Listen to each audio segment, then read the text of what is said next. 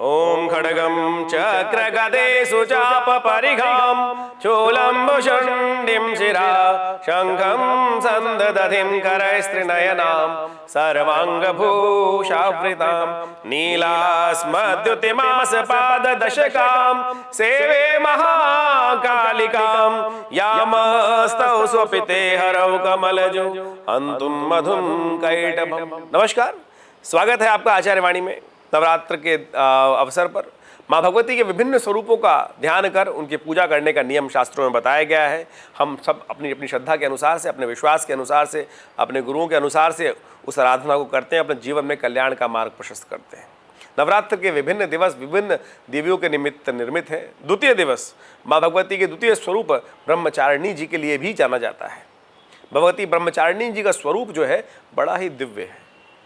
भगवती का स्वरूप साक्षात ब्रह्म तत्व के कारण ही सब बड़ा सात्विक स्वरूप कहा जाता है। और सफ़ेद वस्त्र धारण करने वाली भगवती, हाथ में माला है उनके और दूसरे हाथ में कमंडल है। साक्षात तपस्वी स्वरूप जिसने विशेष तौर पर भगवान शिव को प्राप्त करने के लिए 10,000 वर्ष तक साधना करी। कहा जाता है कि इतने लंबे वर्षों तक, कई जगह अलग अलग प्रकार से वर्णित है, हजार वर्ष तक साधना करने की बात कही जाती है।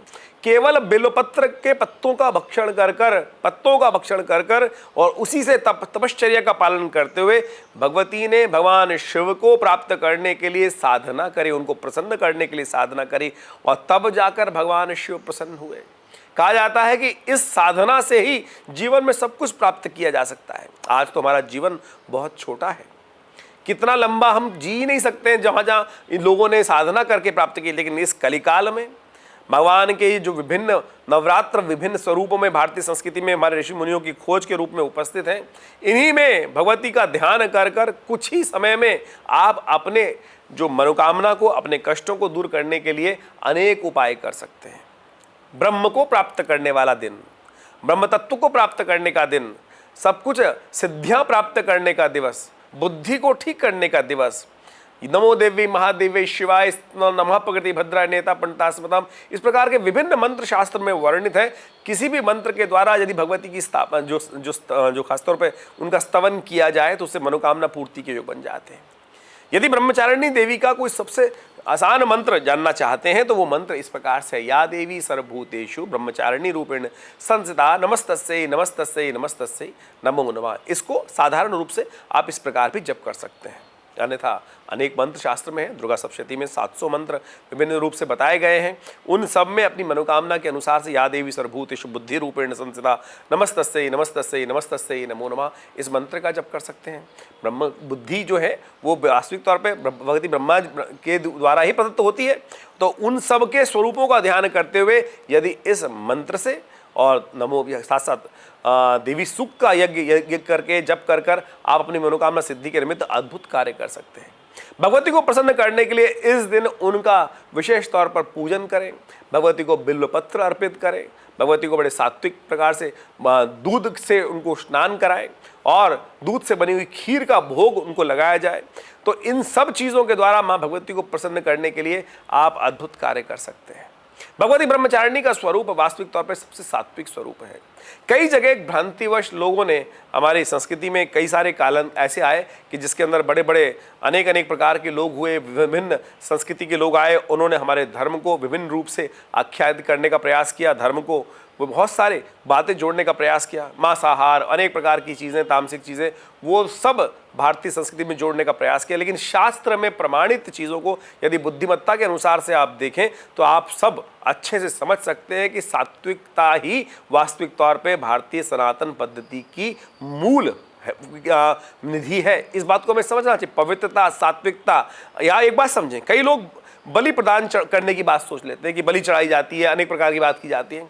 माँ तो भगवती जो है वो समस्त जीवों की माँ है, केवल मनुष्यों की या मेरी और आपकी तो नहीं माँ है, उस जीव की भी तो माँ वही है।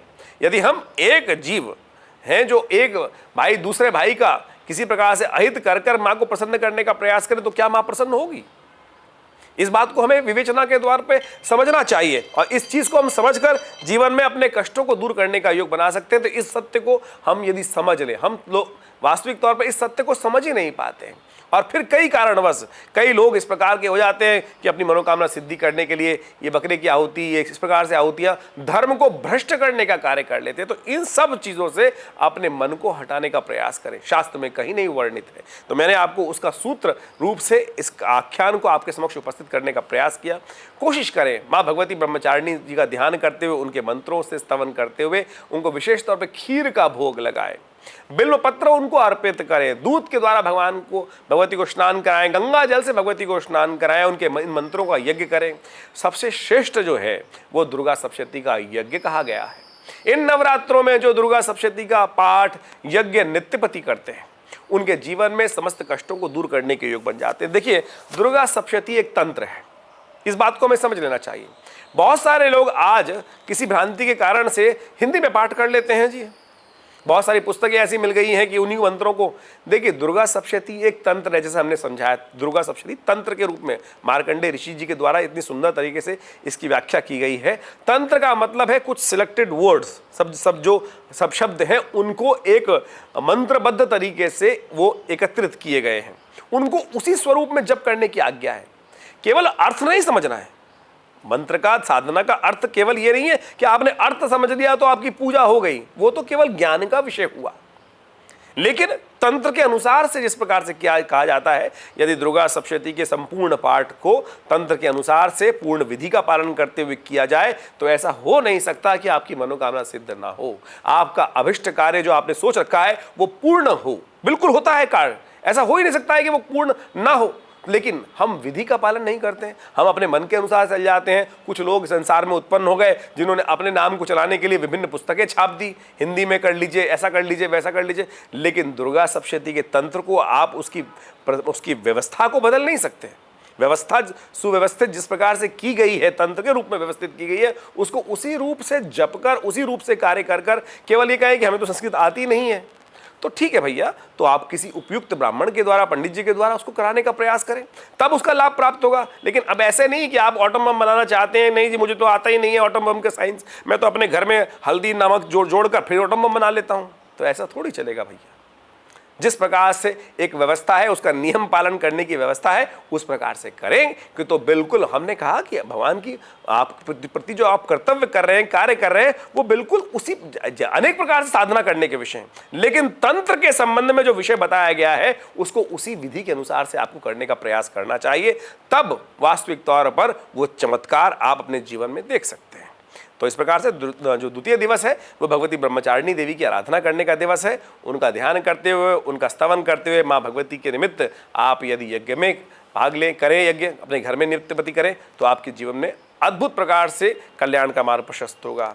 हमने विवेकानंद योगाश्रम दिल्ली में माँ भगवती के सानिध्य में ये भगवती का शिव विग्रह जो है आज से करीब 500 साल पहले इनका बहुत बड़े सुंदर रूप से निर्माण किया गया, और इनका बड़ा विशाल मंदिर कहा जाता है कि वहाँ पाकिस्तान में मुल्तान में स्थित था, और 1947 में ये मूर्ति हमारे आश्रम दिल्ली में पधारी वहाँ से, और तब से यहाँ प्रतिष्ठित है।